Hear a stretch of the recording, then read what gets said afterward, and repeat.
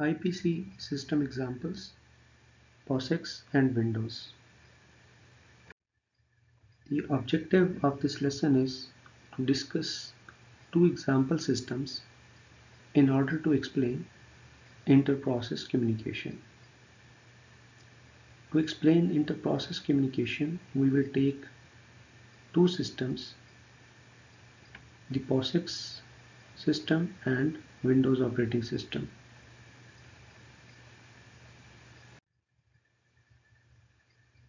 As discussed in the last lecture, inter-process communication can be achieved using two fundamental models: shared memory model and message passing model. POSIX API provides mechanism for both of these models, shared memory model as well as for message passing model.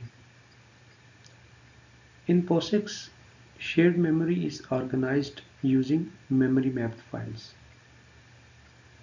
This means that POSIX associates shared memory region with a file.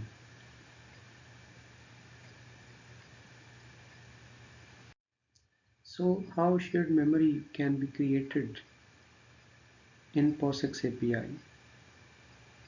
A process that wishes to communicate with other processes, it must create the shared memory segment.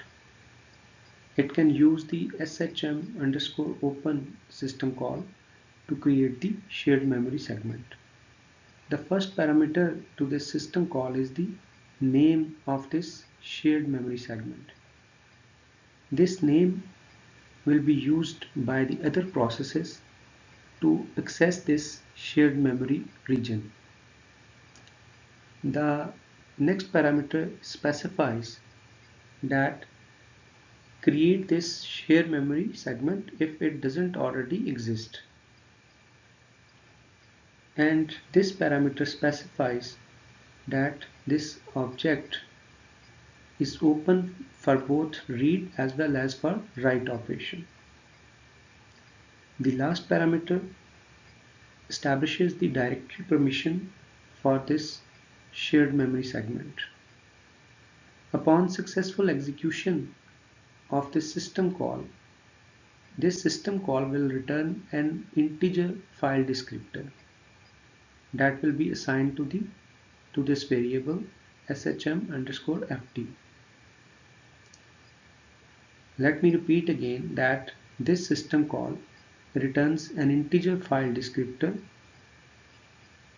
that uniquely identifies this shared memory object. The same system call shm_open can be used to open an existing segment. The other processes, they will also use this system call, but they will not use it to create the shared memory segment. Instead, they will use the system call to open this shared memory region. The next system call ftruncate, it can be used to set the size of the shared memory object in bytes. So the first parameter to this system call is the integer file descriptor that this system call has returned. This means that we are going to set the size of this file, these number of bytes. So 4096 bytes will be set against this file descriptor. The next function mmap, this function is used to map the shared memory object to the address space of the process which has used this call to create the shared memory segment. The subsequent read and write operations to this shared memory object can be done by using the pointer that this mmap call returns. This mmap call returns a pointer that points to the shared memory object in the address space of the process, and this pointer can be used to perform any read or write operation to this shared memory object. Here we have the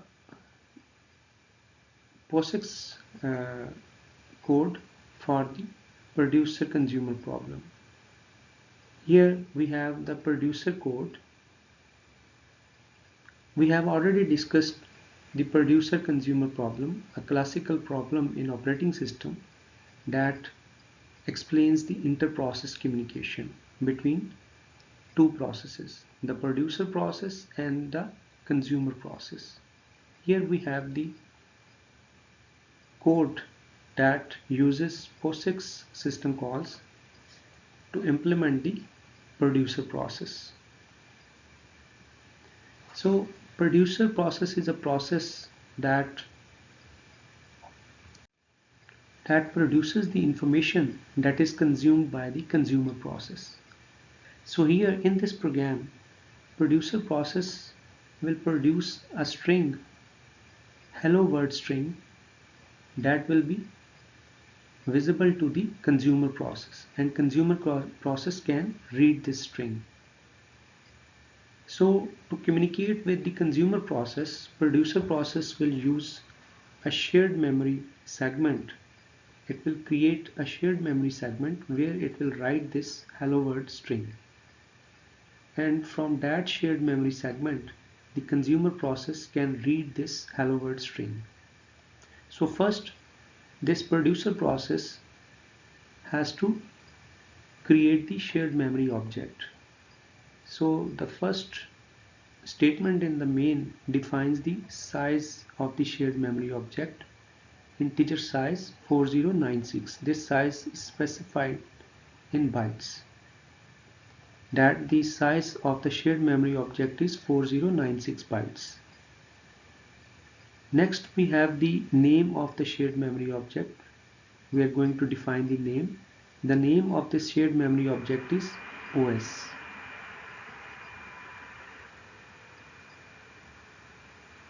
The next two statements, they define the string hello world. Then we have an integer variable shm_ft. This variable will be used to store the integer file descriptor. This file descriptor will be returned by the shm open system call. The shm_open system call, as I told earlier, this call will be used to create the shared memory object. The first parameter to this call is the name. The name that uniquely identifies this shared memory object. This name is the OS, which we have already defined in the main. The next parameter specifies that create this object if it doesn't already exist. And this parameter specifies that this object should be open both for read as well as for write operation. And the last parameter establishes the directory permission for this object.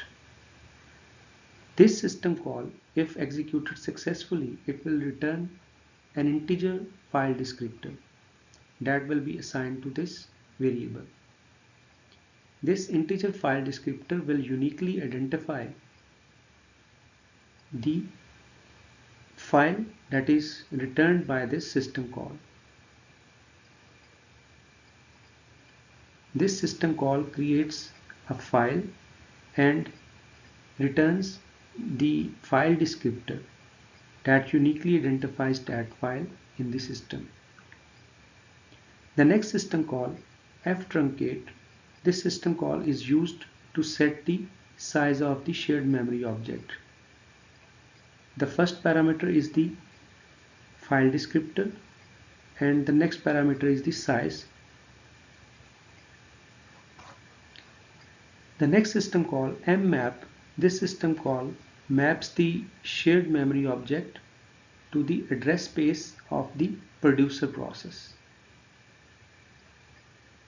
So the first parameter to this system call is the address from where this file will be mapped in the address space of the producer process. The next parameter specifies the size of the region that will be allocated in the producer process address space. The next parameter specifies that producer process is going to write in this region. Prod write, it specifies that this shared memory object will be used by the producer process to write hello world string. The next parameter map underscore shared. This parameter specifies that the shared memory object should be visible to all the other processes that attach themselves to this region. The next parameter specifies that which file will be mapped to the address space of producer process. And the final parameter, it specifies the offset in the file from where this mapping will start.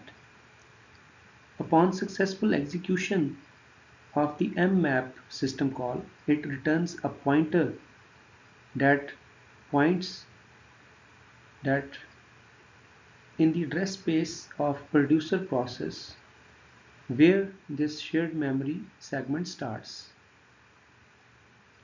After this, we can use this pointer to write the hello word string in the address space of producer process, the address space that has been shared by this producer process.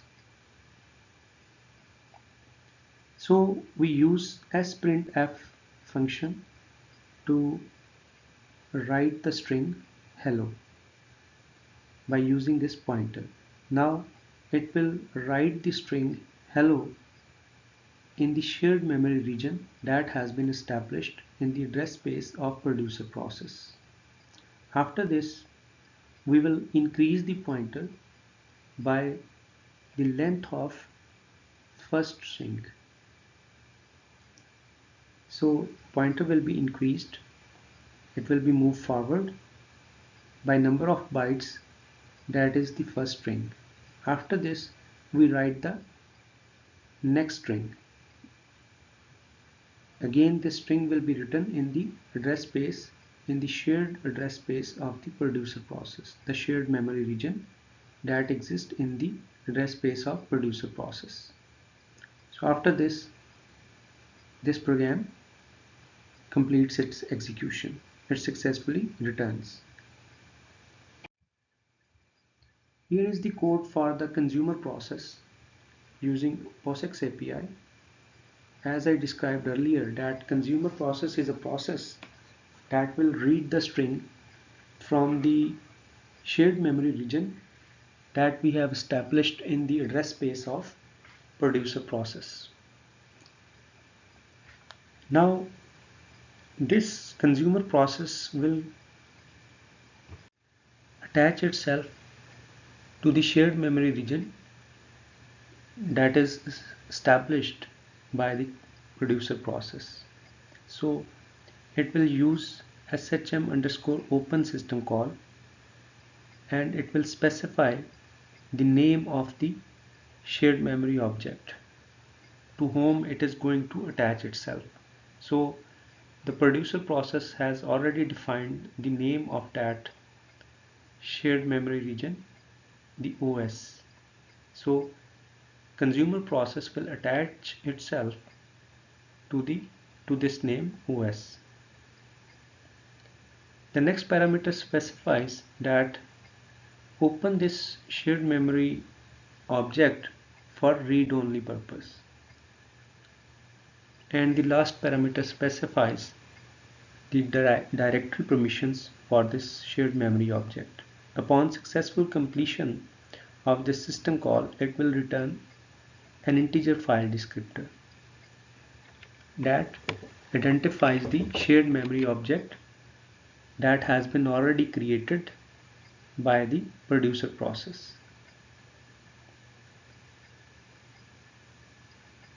The next function, mmap, it is used to map the shared memory object to the address space of the consumer process. Here we have the rest of the parameters are same as they were in the producer process, except this parameter prod underscore read. This parameter specifies that consumer process is going to use the shared memory object for read-only purpose. It can perform only read operation in the shared memory region. So this parameter specifies the protection requirement for the shared memory object. Upon successful execution of the mmap system call, it will return a pointer that will contain the address of the shared memory region that belongs to the address space of producer process. After this pointer can be used to read from the shared memory object. So this pointer has been used to read the hello world string that the producer process has written in the shared memory object. So that string will be printed on the screen using this printf function. After this, consumer process has to remove the shared memory object, so it can use the shm underscore unlink system call to detach itself from the shared memory object. It has to supply the name of the shared memory object that it wants to detach. So the name is, which we have already defined, OS. So after detaching itself, it can successfully return. Inter-process communication in Windows operating system. Windows implement different operating system components as subsystems. We have already discussed this thing that Windows operating system provide different services in the form of subsystems. Different operating system services have been implemented as subsystems. User applications can communicate with these components, with these subsystems, using message passing scheme. So we can say that application programs are the client of subsystem servers. That is, application programs, they send requests for specific operating system services to these subsystem servers. And these subsystem servers generate responses against those requests that have been sent by the application programs. The messages are passed between clients and servers using advanced local procedure call facility. So Windows provide local procedure call facility to exchange messages between clients and the subsystem servers. Local procedure call facility can be used to exchange messages between processes on the same machine. You need to remember here that if processes are on different machines, then LPC facility cannot be used to exchange messages. In that case, Windows provide RPC facility, remote procedure call facility, if processes reside on different machines. However, if processes are on the same machine, then Windows will use this local procedure call facility to exchange messages between those processes. Local procedure call facility is not visible to the application programmers. This means application programmers, they cannot directly use local procedure call facility. In other words, Win32 API doesn't provide local procedure call facility. Windows behind the scene use this facility to exchange messages between clients and subsystem servers. Advanced local procedure calls. Local procedure call uses ports to establish and maintain communication channel. This means Windows operating system uses port object, which are like mailboxes that we have already discussed. These port objects are used for communication between client and server processes. There are two types of ports: connection ports and communication ports. Communication between client processes and server processes works as below. Server process will create a named server connection port object. This connection port object will be globally visible to all the processes in the system, so that the clients can use this connection port object for the connection purpose. After the server process has published the named server connection port object, it waits for the clients to send connection requests. The client processes who wish to have communication with the servers, they send a connection request to the server connection port object. If server process accepts this request, then server process will create two private communication ports and returns the handle to one of them to the client. So server process will create two communication ports and one handle to one of the communication port will be returned to the client, and the handle for the other communication port will be returned to the server process. The client and server use the corresponding port handle to exchange messages or for callback purpose. So the handles that have been returned here, these handles can be used by the client as well as by the server to exchange messages between client and server process. This figure represents the local procedure call in Windows operating system. There are two processes: client process and server process. So server process, it will publish the connection port and client will send a connection request to connect to this connection port. So client's request will be sent for the connection to the server process. Now server process, if it accepts the request, it will create client communication port and server communication port. So these two communication ports are created by the server process if server process accepts the client request. And one handle for the client communication port is returned to the client, and handle to the server communication port is returned to the server. And using these communication ports, client communication port and server communication port, client and server can exchange messages. Now this is the channel between client processes and server processes to exchange messages.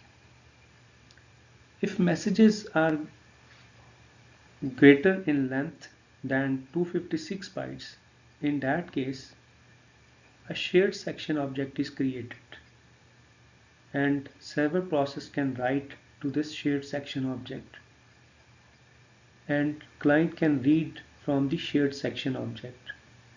So if the messages are greater in length than 256 bytes, in that case messages are written to the shared section object and from this shared section object client can read. And once the server process has written in the shared section object, it will use the communication channel to inform client that it has written information in the shared section object and client can read from the shared section object. So there are different modes of communication between client process and server process using local procedure call facility. After the establishment of communication channel, this means after the establishment of communication ports, two communication ports, following message passing models are used between client and server. For short messages, kernel copies the message buffers between processes. This means kernel will copy the message from the address space of the sending process to the system address space, that is the address space of kernel. And from here, the messages will be transferred to the receiving process's address space. So the messages which are shorter in length, that is they are less than 256 bytes, these messages are transferred using kernel. So kernel is involved. Kernel will copy the message buffers from the address space of server process to the kernel address space or system address space, and then in turn it will transfer these messages to the receiving process's address space. However, if messages are more than 256 bytes in length, then a shared memory section object is used. Sender places the data in section object and notifies the receiver via short messages. So how this notifications are sent? Using this first scheme. Using this scheme, these notifications will be sent. That is, server process will notify the client using communication channel. And for very long messages, server process can directly read and write data in the client address space. So this is the third mode of communication, that for very long messages, server process can directly access the address space of client process and server process can perform any read or write operation in the client's address space.